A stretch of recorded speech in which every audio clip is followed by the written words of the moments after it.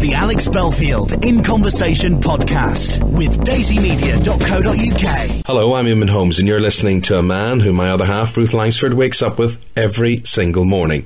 On the radio, you understand. Well, that's what he thinks. Alex Belfield. Now, my next guest is a man who is the star of the Royal Shakespeare Company and equally at home playing the Dame in pantomime.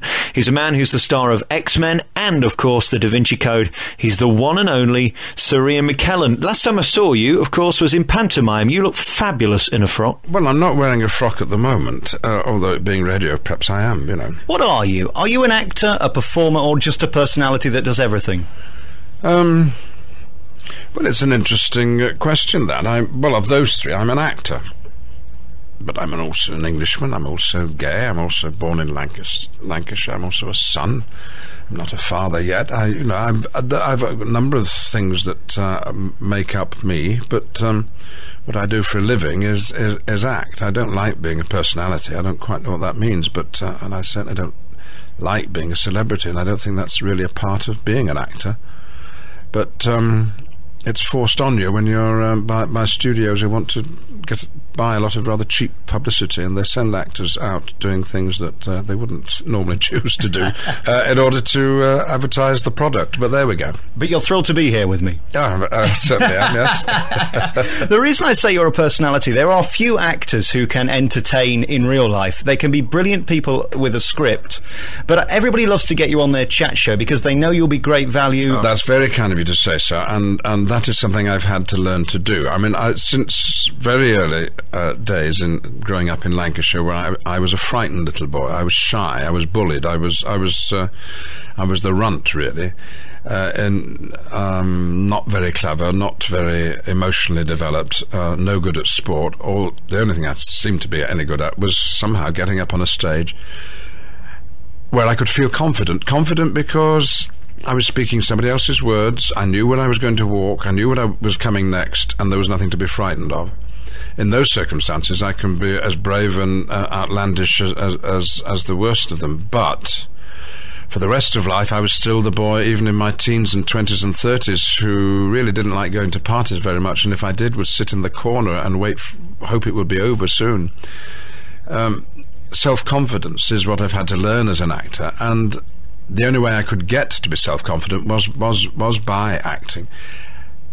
And I've had to teach myself to be any good at being myself, so-called. You know, if you go on the David Letterman show in the States or the Jay Leno show, these big chat shows where you are required to be funny, where you are talked to in advance and say, what funny things happened while you were making X-Men 3, and my mind goes totally blank and think, well, if you want someone to be funny, get a professional comedian. I'm not funny. All I can do is hopefully be myself, and myself is really talking rather seriously about my work, not making jokes about it, because I think it's a serious thing that I do for a living. So there we go. If I'm any good at being on these chat shows, it's sweet of you to say that I am, then it's something I've had to learn. And I rehearse, and I watch them and work out how best to do them, and so I take it rather seriously. Would you prefer not to do them if you had a choice? I certainly would, yes. So are you still as shy as you were when you were a child? Inside there's yes, I probably am. It's been the best thing about being a success as an actor is that I can now go into a room, and because I know quite a few people are likely to know something about me and will talk to me, I don't feel anywhere near as frightened as I used to in those circumstances. Where do you think your lack of confidence came from? What happened to make you worried about yourself? Well, it wasn't that I looked odd. I wasn't a chubby little boy, and I didn't have a funny-looking face. I think probably it was that, quite early on I realised that I was different, and my difference centred on my sexuality. And when I was growing up, to make love to anyone of your own gender was actually against the law. You could be put in prison for it. Well, there's nothing like that for inhibiting a boy's self-confidence. And, I couldn't go to a party and be myself at the risk of someone hitting me and reporting me to the police, literally. So that tends to make you quiet. And before those days, when I was coming to terms with being gay, not a word we used, queer is what we said we were, because everybody else called us queer. you don't get to talk to your parents about it, or your other people in authority in your life who you might trust, like friends of the family, or people at church or Sunday school or at school. You're left rather on your own. And if you're on your own, then you're not very confident when you're not on your own. So you felt like an alien visiting a planet that you didn't really understand? I felt quite happy about what I was. It was the rest of the world that seemed to be odd, not me. It didn't feel odd to be gay. Other people kept telling me I was odd, so there was something wrong with the world. I mean, so I did at least gain that amount of self-confidence. And then when I met other gay people, mainly at university, but principally when I became an actor in the British theatre, where there were fortunately quite a lot of people who were gay, then life got relatively easy, and so it's remained since. But it was hard going, and still is hard going for a lot of people. I still take calls on phone-ins from people who are struggling with it today. Do you think that coming out business will ever be easy for people? Well, it gets easier as long as the more at ease the rest of society becomes. When you come out, you have a series of problems. You come out, you're ready to come out, you've had enough of lying, you want to be honest, you want to join the human race, and you tell somebody. And that person says, "Oh, thank you for telling me. That's how wonderful that you shared something so important to you. Thank you very, very much indeed." Now, you're not going to tell your dad, are you? This is your mother speaking. And when you tell your dad, he said, "That's fine with me, son. I love you as much as ever. I always suspected this, but look, you're not going to tell your brother and sister, are you?" And you tell your siblings, and they say, "You're not going to tell your cousins." And everyone's got a problem about somebody else. Well, congratulations to you for being such an inspiration to so many people, and maybe your strength will be passed on to them. I want to move on and talk about your choices now for films, because you were in The Da Vinci Code, which had incredible publicity about it. Lots of people had an opinion, good and bad. Do you care about the reaction to your films, and do you ever concern yourself that if you're in something that is maybe politically swayed or has religious connotations, that you could lose work in the future from it or cause offence? No. Oh, causes offence? Oh, good Lord, everything causes offence. Someone walking towards me with a mobile phone is offensive to me. I want them to join the human race and be in the same street as I am and risk looking me in the eyes and falling in love. I don't want them in a world of their own. But yeah, I don't say there should be law against phones in public places. Oh no, you couldn't run your life on worrying whether you were causing offence. And you mustn't hurt anybody with your words. Unless it's because you feel so strongly that they believe something that you cannot countenance. You have an argument then. There's the films I make, the plays I'm in, are the films and plays that I would like to go and see. That's my first judgment. Would I like to see this film? And if the answer is yes, then I say, well, now, is this a part that I want to play? Is it going to be nicely difficult? That's usually a test for me. Am I going to find it... Is it going to make me better as a result, as an actor? Am I going to find out something about acting? If it's just repetition, I don't want to do it. But I don't worry that it might offend other people. And sometimes I'm glad to think that it might. I mean, when I was in the play, the first production ever of Martin Sherman's play Bent, which was about gay people in Dhaka, which then went round the world on stage and was later filmed, and I was also in that. Then I was proud that film might disturb people and upset them, and thereby hopefully make them think, because what we were dealing with was a story that had remained hidden for too long, the way that gay people were as badly treated, and maybe worse, in the labour camps of the Third Reich than the other unfortunates who were incarcerated there. So sometimes you do want to stir it up, yeah. So provoking a reaction is far more important than not provoking a reaction. Ken Dodd says that his aim at the end of a very long evening, when he's made people laugh, is that he should have moved people's perception about the world even that much, and my fingers are only a couple of millimetres apart there. Well, if that's his aim, it's my aim too. I would like people to see, hear and watch the story that I'm helping to tell and have their lives changed by it. There needn't be an instant conversion to any point of view, that's not the point, but just they've learnt something, they've discovered something about the world they didn't know before, or about themselves, and there will always be that need the first thing you do with a child to bring it into the human race is to tell it stories. And kids sit open-mouthed and beg you to tell them stories. And what are they doing? They're exploring the world through fiction, through images and images that are sometimes painted with words and funny voices and characters, and that's true. Kids like it and adults like it, and it's not just the kid in us that likes it. It's we need it. I'm curious to know what kind of music you listen to. Are you passionate about music? No, I don't know how my gramophone works, and that gives it away, doesn't it? Gramophone? Exactly. I don't know how the record player works. I don't know. No. Live music, yeah. I'll go almost anywhere for live music. I went to see the Stones recently in Seattle. I met Gary Barlow, who's invited me to go and hear Take That. I love going to the festival hall and hearing any sort of piano music. I'm distraught that Ronnie Scott's is closed at the moment, the jazz club in London. So any live music I love, but recorded music I do have a problem with, because I feel you have to listen to music. Stop and listen. Everybody else seems to be able to get on with their lives and have the music on. Well, I don't know how they do it. And I go into restaurants and people say, "Oh, I love this Madonna track." And what? Madonna? That's Madonna? It's just all Muzak to me. I've never developed the ear for recorded music, and so if I play music, not on 78s anymore, but I do sit down and listen to it. If I come across music I like on radio, I will listen to it, but I won't just have it on. All right, we'll leave music and go back to acting. It seems to me, you're quite unique. There aren't many British actors that make it big time in America, really, are there? Why are you so special? Steady on. Or don't tell Anthony Hopkins you've just said that to me. Or Mike Gambon, or, John Hurt. There aren't many, though, are there? There are quite a few oldies. But, there are good old parts. Gandalf, 7,000 years old. That's a good part.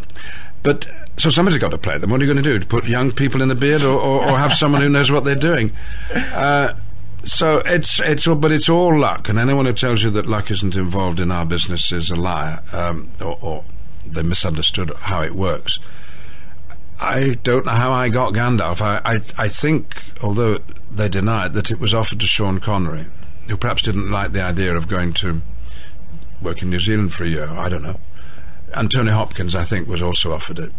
And it came my way, and I don't quite know why. It could have easily gone to other wonderful British actors. But it didn't, and my life has changed absolutely as a result, because I am now known by an awful lot of people who've enjoyed those the films in the trilogy, but also known by people who employ actors that, more crucially, I'm thought to be reliable. I can still stand up and I can learn the lines, and I don't cause any fuss. Well, that's something with an actor. So I'm a well-behaved little lad, really. So, you don't cause any fuss, fall over the furniture or anything. I don't cause any fuss. and I've learned how to do the job after a number of years at it. And when I made my first big film, which was Richard III, a film that I helped to write, adapt Shakespeare's words and produce and act in and put together, I sort of joined the film industry for the first time and was taken seriously. But to prepare for that, to prepare for being in front of the camera convincingly, I was in a number of films that people thought I was crazy for doing. I played a very small part in an Arnold Schwarzenegger movie, and other movies in Hollywood, very tiny parts. I was in an odd western, playing a Yorkshire rapist in a cowboy hat. But I was doing all that to find out what it was like to be in front of the camera, so I've kept learning. But now I can do it. So if you can do it and you're my age and there are old parts, well, you're going to be considered. So there's nothing special about it.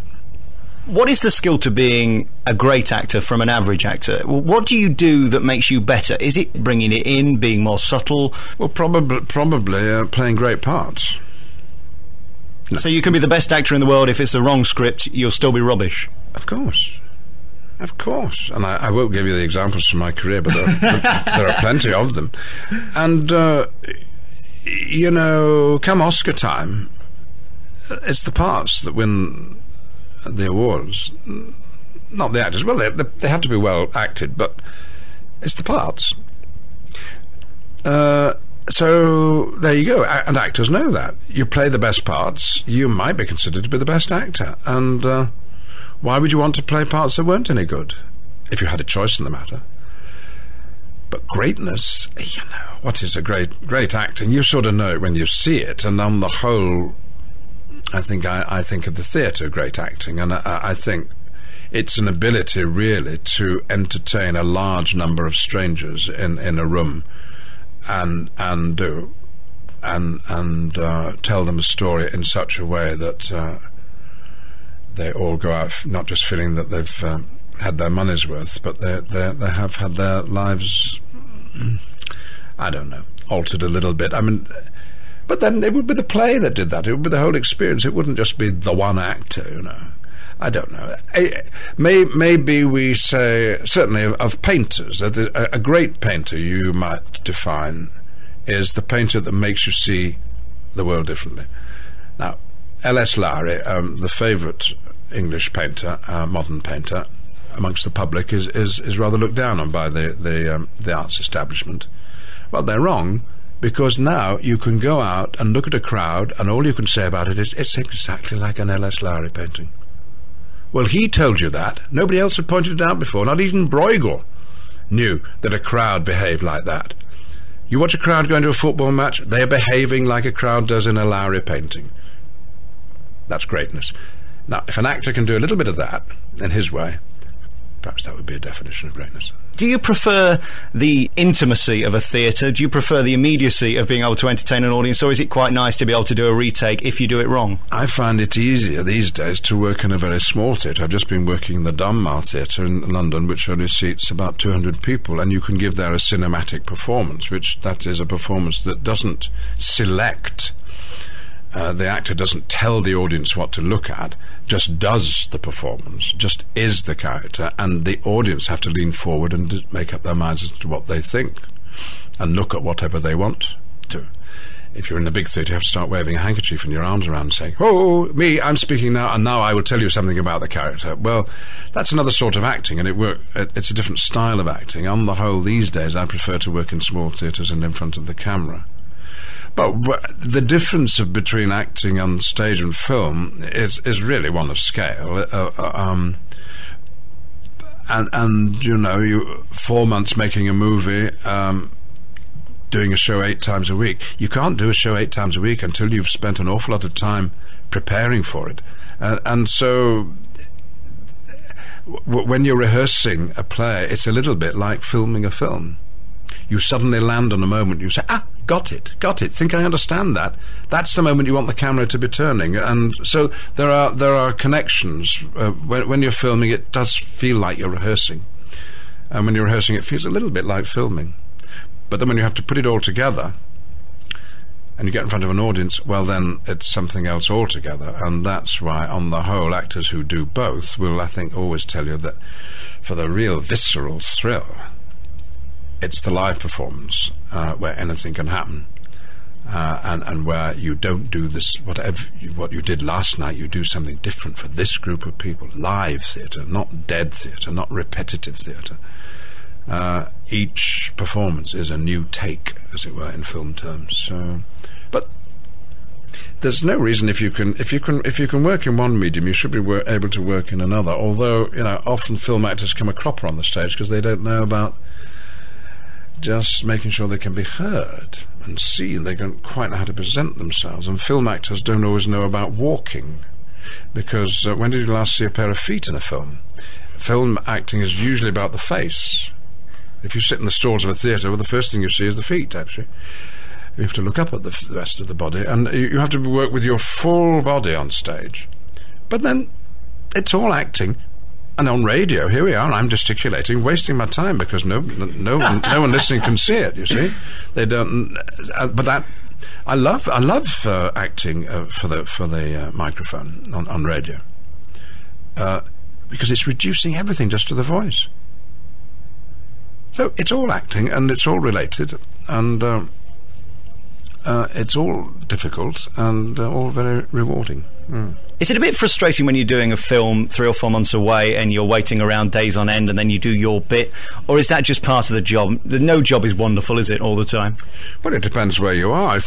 When I did X-Men 2 in Vancouver, in British Columbia, one of the most beautiful areas in the world, I was there for 15 weeks and I only worked 15 days.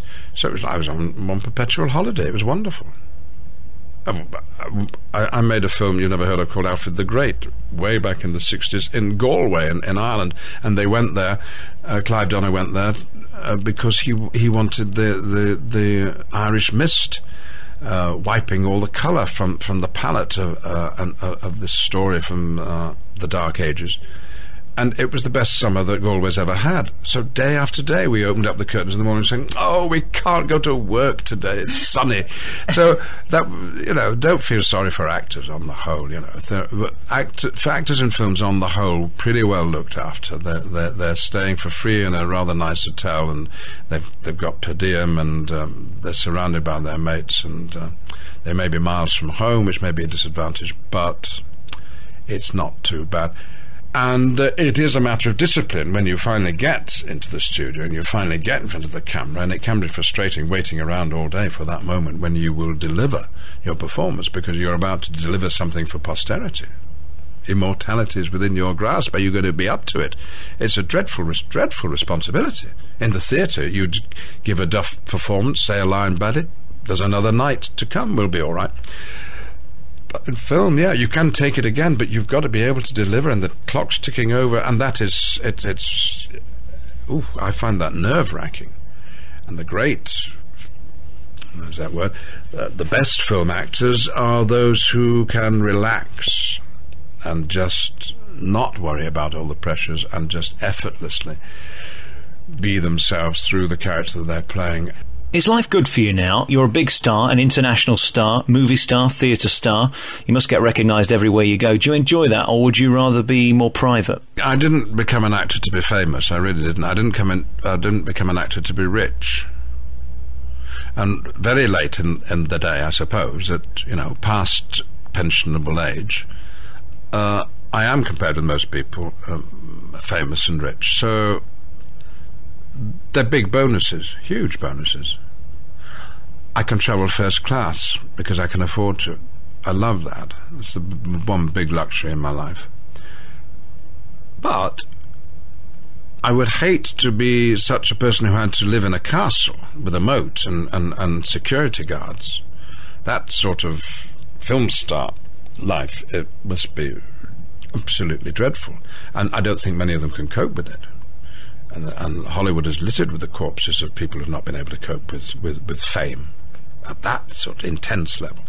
But for me, to walk down the road and for some kid to go wide-eyed because they've just seen Gandolf in the flesh, I have to explain to them that I'm not really Gandalf, and they seem to understand that, rather as I understood when I was a kid going to see Father Christmas in the shop, that he wasn't really Father Christmas. The real Father Christmas was busy getting ready for Christmas. And I have to explain that Gandalf doesn't sign autographs. But it's very alluring that at my age I'm doing something which entertains all the generations. That is genuinely thrilling. And I don't have children of my own, but there are an awful lot of kids in the world who think of me as their granddad or their great-granddad. Partly, and that's very, very sweet.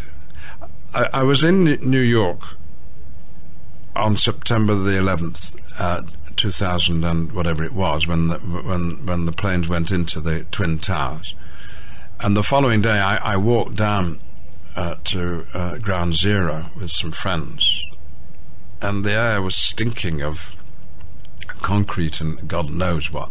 It got stuck in the back of your throat, and it was as awful as you could imagine.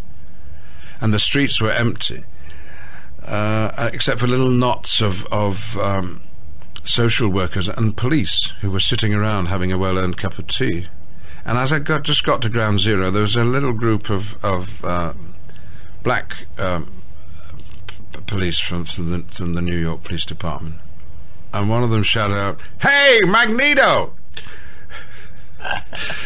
And I don't know what that story tells, but that's what my life is like now. I can be going about my business and being involved in something as devastating as that event, which has changed all our lives.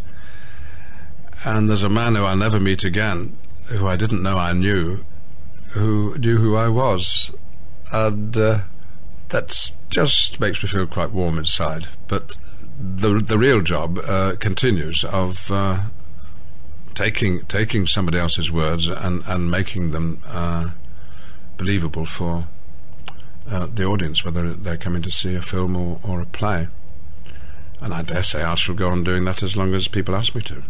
Well, we hope so. And the great thing about you is I don't think you've got anything to prove now. I can't imagine anything worse than being 22 and being the biggest star in the world. Yes, I agree. Absolutely. And my life and my career has all been about gaining confidence, getting rid of that shyness, being able to stand up in public.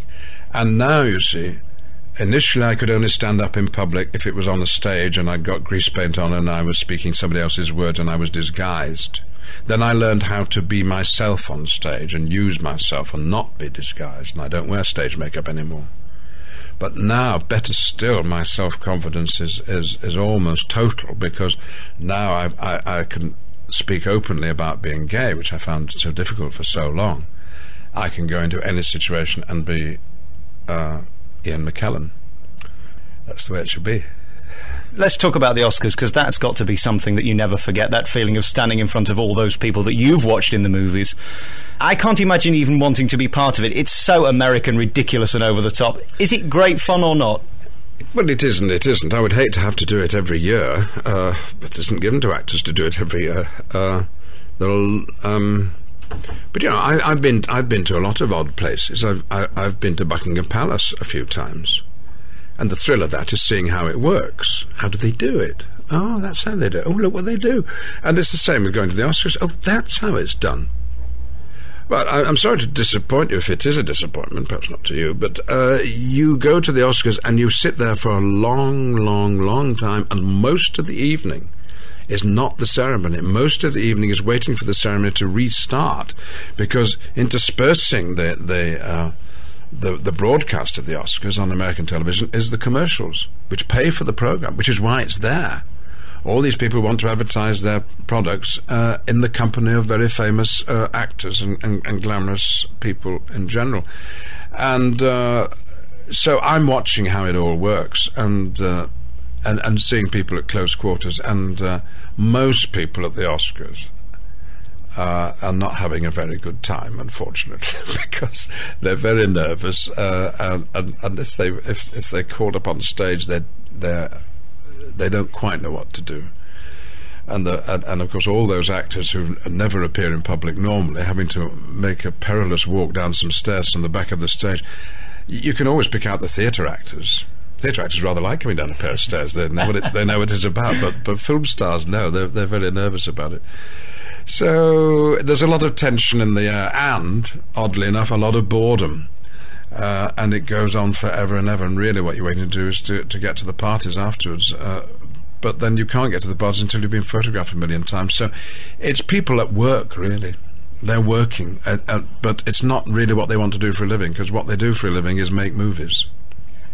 I'm giving interviews. I went to Berlin to advertise Richard III, and I gave 75 interviews in 3 days. It's ridiculous. The Alex Belfield In Conversation podcast with daisymedia.co.uk.